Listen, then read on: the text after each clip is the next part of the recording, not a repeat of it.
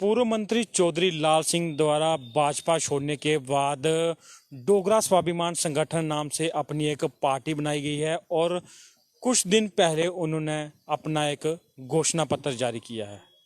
घोषणा पत्र में क्या खास है, किस तरह से आगे की रणनीति रहेगी डोगरा स्वाभिमान संगठन की, या चुनावों में उनकी क्या तैयारियां रहेंगी, क्या है उस घोषणा पत्र में, यह आज हम पूरी बात पता करेंगे संगठन जो उनकी पार्टी के यूथ प्रधान है संदीप संबियाल जी से, और पूछेंगे कि क्या उनकी रणनीति है और क्या वो इन जम्मू कश्मीर यूटी में सफल हो पाएंगे।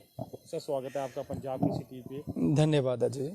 क्या रणनीति है और क्या है उस मैनिफेस्टो में जो जनता जानना चाहती है कि क्या रणनीति लेके अगर चुनाव होते हैं जल्दी ही, तो उसमें डोगरा स्वाभिमान संगठन की क्या रणनीति रहेगी। अजय जी, डोगरा स्वाभिमान संगठन पार्टी जो है ये 2018 में चौधरी लाल सिंह जी के द्वारा बनाई गई थी और इसका मेन मकसद यही था कि जब 2014 में एक बहुत बड़ी वेव की चली, पूरे भारत देश में चली, बदलाव की चली, परिवर्तन की चली, मोदी जी के ऊपर बहुत लोगों ने, आज भी हमें विश्वास है मोदी जी के ऊपर, मगर जो बाकी भारतीय जनता पार्टी के कार्य प्रणाली है और जो लोग हैं मोदी जी और उनकी टीम को छोड़ करके, जो हमारे स्टेट में पहले स्टेट थी 2018 में और अभी यूटी में जो टीम है वो इतनी नकारा है। उन्होंने लोगों से वोट लिए मोदी जी के नाम पर, उन्होंने सारा समर्थन हासिल किया वो भारत के प्रधानमंत्री जी के नाम पर, उनकी ईमानदारी पर, और यहाँ हमारे लोगों के मसलों को कभी हल नहीं किया।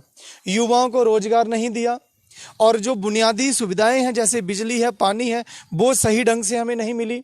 जो बिजली के बिल हैं उन गरीब परिवारों के ज़्यादा 1-1 लाख और 1.5 लाख गरीबों के बिल आए हैं, जिनके घर में एक पंखा है, एक कूलर है, एक फ्रिज है, उनके घरों के 1.5 लाख रुपए बिल हैं। और जो बड़े बड़े अमीर लोग हैं जिनके अच्छे कॉन्टैक्ट हैं, जो भारतीय जनता पार्टी के पदाधिकारी भी हैं, उनके अपने बिल मतलब बड़े नॉर्मल से आए हैं, उनको कोई पूछता भी नहीं है और उन पर सरकारी जो मुलाजिम है वो इतनी नकेल भी नहीं कसते कानून को लेकर के जितनी आम आदमी का जो गला है वो बार बार घोटा जाया करता है। और आज तो इतना बड़ा इन्होंने कर दिया कि अभी अल्कोहलिक ड्रिंक्स जैसे बियर और जो वाइन है, ब्रीजर है, ये भी इन्होंने हर गली गली में जो ग्रोसरी शॉप हुआ करेगी और होती है वहां पर भी अब बच्चों की उन्होंने उनकी पहुंच में पहुंचा दिया।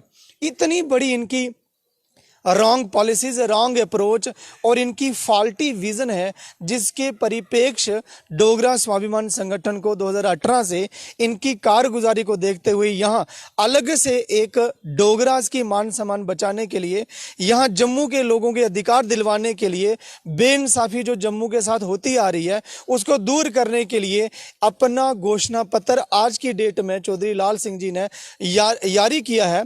और उसमें यह कहा गया है क्लियर कट तौर पर कि जम्मू की बेहतरी, डोगरास का मान सम्मान और यहाँ के लोग तभी आगे बढ़ सकते हैं जब हमें कश्मीर से अलग राज्य का यहाँ दर्जा दिया जाए। नंबर एक सेपरेट स्टेट दी जाए जम्मू को, और दूसरा उस सेपरेट स्टेट में आर्टिकल 371 होना चाहिए जो गुजरात राज्य में है।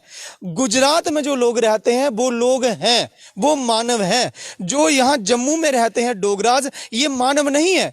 यहां के बच्चों को आप बियर, वाइन, ये सारी चीजें, आप शराब की दुकानें हर गली में, हर नुक्कड़ में खुलवा दोगे, लेकिन गुजरात में पूरी तरह से शराब की पाबंदी है।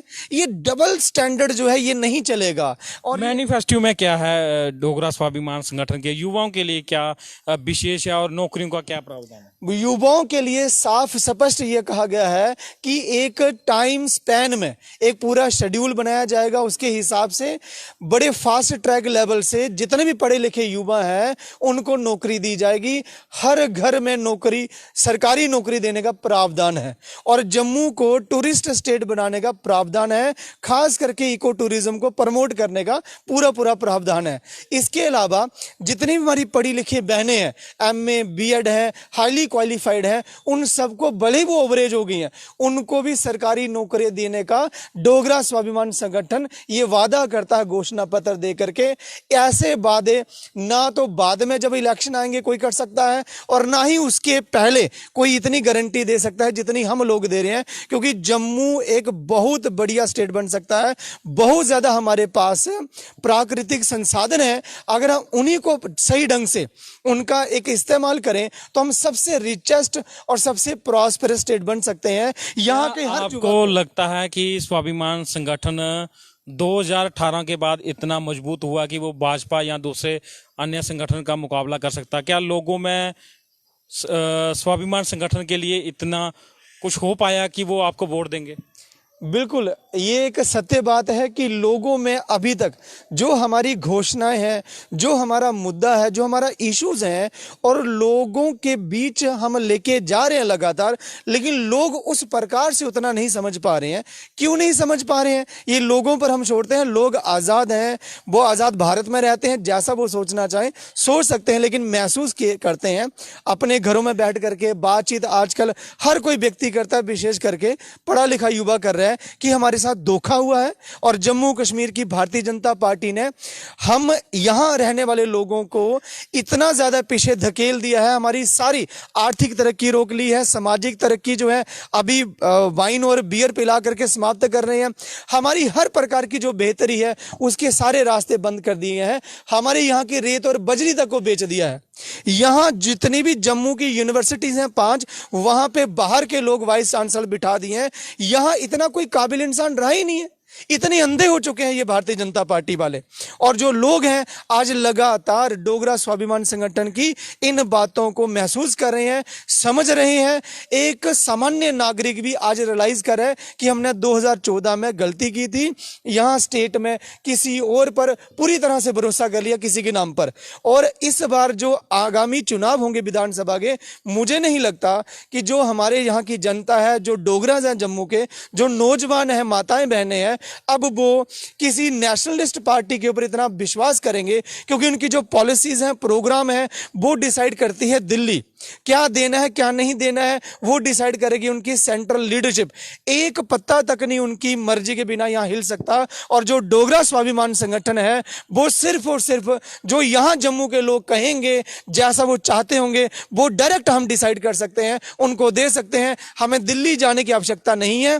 तो लिहाजा आगामी विधानसभा चुनाव में जितने भी हमने घोषणा पत्र में मुख्य तौर पर जो मैंने बातें कही कि सेपरेट जम्मू स्टेट बनाना, 371 आर्टिकल गुजरात की तरह यहां भी लागू करवाना, हर युवा को जो पढ़ा लिखा है उसे सरकारी नौकरी का प्रावधान करना, हर घर में सरकारी नौकरी की उपलब्धता करवाना, जो भी बहन बेटियां हमारी पढ़ी लिखी हैं, हाईली क्वालिफाइड हैं, उनको भी नौकरी का प्रावधान करवाना, भले वो ओवर एज हो चुकी हैं, और तमाम जितनी भी सुविधाएं हैं। अगर बात की जाए इस मौजूदा समय में, आप देख रहे हैं युवाओं को रोजगार के लिए उसमें स्कैम हो रहे हैं, उन भर्तियां कैंसिल की जा रही हैं, इस पे डोगरा स्वाभिमान संगठन लोगों के बीच उस तरह से नहीं पहुंच पाया जिस तरह से पहुंच पाना था। लेकिन क्या है मैनिफेस्टो में कि अगर जिस तरह से भर्तियां अब रद्द की है, जैसे चौधरी लाल सिंह जी ने कहा कि ये एक साजिश है कि बाहरी लोगों को इन नौकरियों को कैंसिल करके उसमें बीच में लाने की, इस पे क्या आपकी राय? डोगरा स्वाभिमान संगठन ने तहे दिल से ये अपील की है, जितने भी एग्रीव्ड बच्चे हैं, जितने भी कैंडिडेट एग्रीव्ड हैं, चाहे वो बीएसएफ सीआईएसएफ के थे, चाहे वो अभी हमारे अंबेडकर चौक में बैठे हुए जो माइग्रेंट के तौर पर वहाँ जॉब किया करते थे, कश्मीर के अंदर शेड्यूल कास्ट कैटेगरी वाले लोग आज इधर धरने पर बैठे हुए हैं, कश्मीरी पंडित धरने पर बैठे हुए हैं, और जितने भी FAA की जो लिस्ट कैंसिल हुई है उनके लोगों को, हर शख्स को यही कहा कि आप सभी एक साझा मंच बनाओ। आप अकेले अकेले अपने अपने बैनर में मत लड़ो। आप बिखरे हुए हैं, आपकी एनर्जी डिवाइडेड है, और इस डिवाइडेड एनर्जी का फायदा कौन ले लेते हैं? आप में पहुंच जाते हैं कभी कभी आपके जख्मों पर मरहम लगाने के लिए और उन्हें खुरेदने के लिए भारतीय जनता पार्टी के माननीय रविंद्र रैना जी, और मजाक करके एक बहुत बड़ा, मैं कहता हूं कि एक ये देखते हैं कि आपको पीड़ा कितनी हो रही है, वो उन जख्मों को फिर से खुरेद करके वापिस आ जाते हैं और कहते हैं जो करेंगे हम करेंगे। अगर आपने इतना ही करना है तो आप कर दीजिए ना, अब तक क्यों नहीं कर रहे हैं? आपने हमारे यहाँ के जम्मू के बच्चों को वहां पे मरवा दिया। रही बात आपका सवाल कि डोगरा स्वाभिमान संगठन उनके लिए क्या करा, हम हर मंच पर आज आपने हमारे साथ मुखातिब हुए हैं, हम आपके साथ भी जहां भी हमारे पास चर्चा जिसके साथ भी होती है, बच्चे बच्चे के साथ यही कहते हैं, यही उनको बताते हैं कि हम तभी ठीक हो सकते हैं, इन सभी समस्याओं का हल तभी हो सकता है जब हम इनको पॉलिटिकली थोड़ा नुकसान पहुंचाएंगे। जब आने वाले चुनावों में अपने व्यक्ति यहां डोगरास को सपोर्ट करेंगे, अपने आप ये सुधर जाएंगे, सब कुछ बेहतर हो जाएगा। जैसे प्रधानमंत्री जी ने आना था पल्ली में, तो रात दिन कर करके पूरा सरकारी अमला बिना किसी टेंडर के, बिना किसी इकोनॉमिक बड़ा वो इकोनॉमिक्स को जानते हुए, बिना किसी बजट के डायरेक्ट वहां पर लाखों अरबों रुपए वहां पे खर्च कर दिया गया। और आज वो सारे का सारा अधर में अटका हुआ जितना भी कार्य उनके द्वारा किया गया। इसी प्रकार से जब लोगों की आवश्यकताओं की कोई बातें आती हैं, उनके रोजगार की बात आती है, आज तक ये नहीं बता पाई भारत देश की सबसे बड़ी पार्टी और अपने आप को भ्रष्टाचार से दूर रखने वाले लोग ये नहीं बता पाए आखिरकार आपने 6-7 एग्जाम जो लिए सारे स्कैम निकले, उसमें जिम्मेदार कौन था? आपने आज तक उनको एक्सपोज नहीं किया, यानी आप ही जिम्मेदार थे।